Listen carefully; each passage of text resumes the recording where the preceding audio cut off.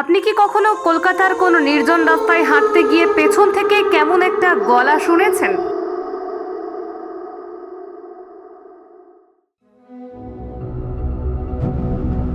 কিংবা বাইকে করে যেতে গিয়ে হঠাৎ হেডলাইট ফ্ল্যাশ করতে শুরু করেছে? কলকাতায় এমন 5টি রাস্তা রয়েছে যেগুলো ঘিরে আজও ঘোরে ভৌতিক কাহিনী। আজ আমরা জানবো সেই সব রহস্যময় জায়গার কথা। প্রথমত, নিমতলা ঘাট স্ট্রিট। নিমতলা শ্মশান ঘাটের পাশে এই রাস্তাটি রাত বাড়লেই অদ্ভুত ঠান্ডা হয়ে যায়।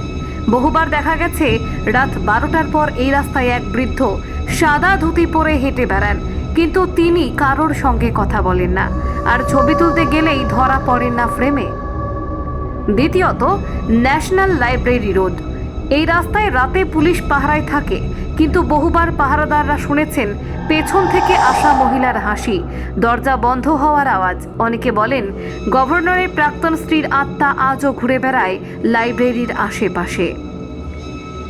তৃতীয়ত, রাসবিহারী অ্যাভিনিউ সংলগ্ন south park street symmetry road. কলকাতার সবচেয়ে পুরনো কবরস্থান ঘিরে এই রাস্তা। লোকমুখে শোনা যায় রাতে কেউ একা হাঁটলে তার পেছনে পড়ে ছায়া। কেউ কেউ বলেন নিজের নিঃশ্বাস ছাড়া আর একটিও নিঃশ্বাস শোনা যায়। চতুর্থত, ভবানীপুরের কালীঘাট ব্রিজ সংলগ্ন রোড। একজন মহিলা নাকি রোজ রাত 3টে নাগাদ ছায়ার মতো হেঁটে যান এই রাস্তায়। বলা হয় ট্রেনে কাটা পড়া এক মহিলার আত্মা আজও মুক্তি পায়নি। পঞ্চমত, হেস্টিংস হাউস রোড। আলিপুর হেস্টিংসের প্রাসাদ ঘিরে থাকা এই রাস্তায় বারবার অদ্ভুত আওয়াজ, সশব্দ ঘোড়ার গাড়ির চলার শব্দ শোনা যায়। ব্রিটিশ রাজের সময় এই রাস্তা ব্যবহার করা হতো রাজপুরুষদের জন্য।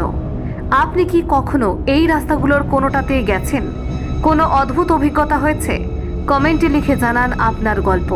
ভিডিওটি ভালো লাগলে লাইক দিন, শেয়ার করুন আর সাবস্ক্রাইব করুন আমাদের চ্যানেল। রহস্য আর সত্যের মাঝের এই ভয়ের জগতে আরও ঢোকার জন্য। Bureau report, Kolkata 24/7.in।